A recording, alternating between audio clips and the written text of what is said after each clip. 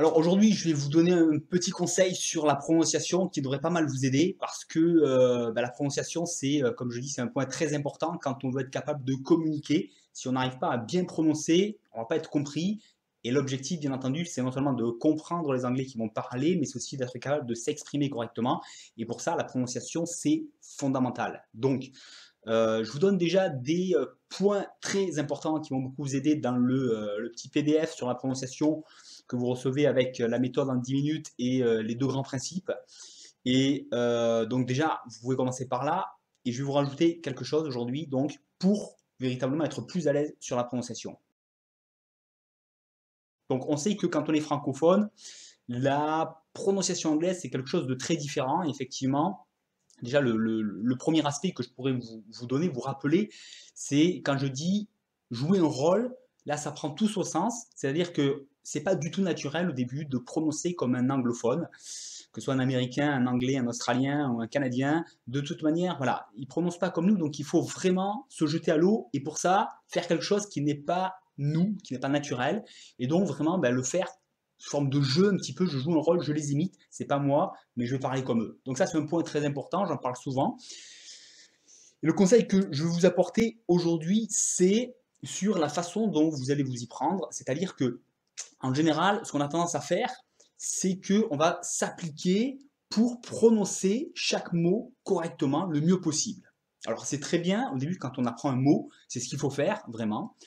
Maintenant, après, quand on va s'exprimer à travers une phrase, il faut changer un petit peu d'état d'esprit et on va plus articuler des mots les uns après les autres, comme on a tendance à le faire, mais on va articuler une phrase. Il faut chercher à imiter l'intonation d'une phrase et non plus de mots séparés.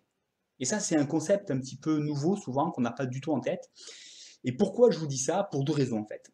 La première, c'est que si vous focalisez sur chaque mot les uns après les autres, vous n'allez pas les lier, les enchaîner comme il faut.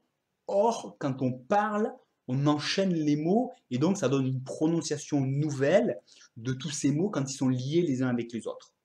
Donc la liaison qui est très importante et qui va donner une phrase réelle au niveau sonorité ou qui va faire quelque chose de qui sonne pas du tout, qui sonne pas naturel et qu'on va avoir du mal à comprendre quand on est anglophone, eh bien c'est vraiment voilà cet aspect-là, lier les mots correctement quand on les prononce. Donc pour ça, il faut focaliser sur la phrase entière et non plus sur des mots. Deuxième point, c'est que la phrase entière a un rythme, une intonation, une sonorité particulière en fonction de ce que j'exprime et de comment elle est agencée. Donc ça, c'est pareil, vous allez être capable de la reproduire, cette intonation globale, ce rythme global, si vous focalisez sur la phrase et non pas sur des mots.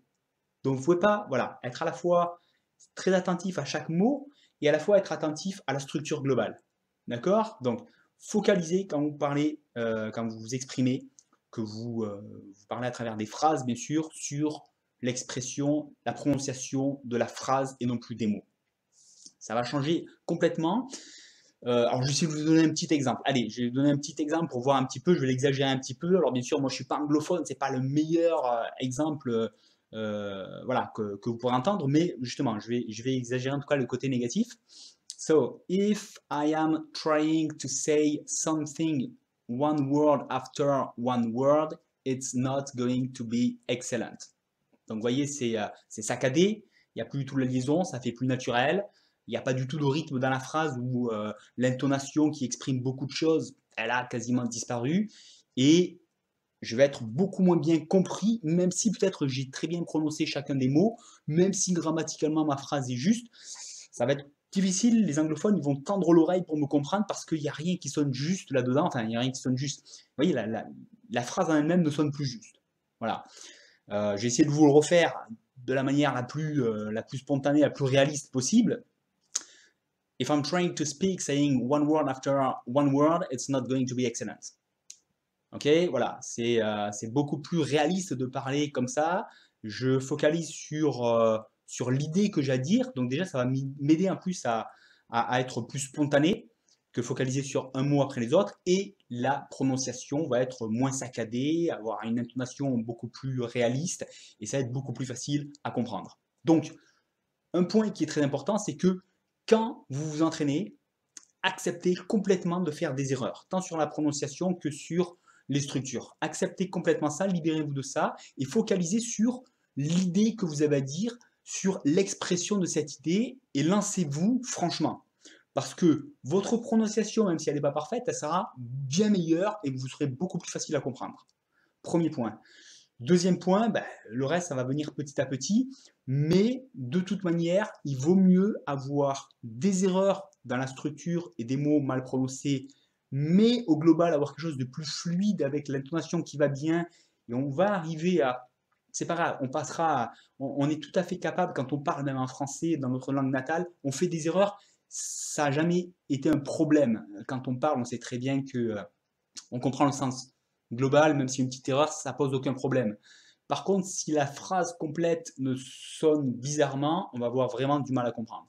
Donc, focalisez là-dessus, vous serez bien meilleur, on vous comprendra bien mieux, même s'il y a des fautes, c'est beaucoup plus important le rythme global et la prononciation de la phrase globale, tant pour la prononciation que pour la compréhension quand on va vous écouter. Donc voilà, c'est un excellent point à avoir en tête. Entraînez-vous, mettez-vous tout seul dans votre coin pour ne pas être gêné, pour ne pas avoir d'appréhension de dire ça devant les autres. Entraînez-vous, c'est la meilleure chose à faire. Pratiquez, pratiquez, pratiquez et vous allez voir que votre prononciation va être bien meilleure. Donc je vous invite à laisser un petit pouce en l'air si ça vous a plu, comme d'habitude, bien sûr. N'hésitez pas à vous inscrire à la chaîne YouTube si ce n'est pas encore fait. Restez dans le bain, pratiquez et I talk to you soon.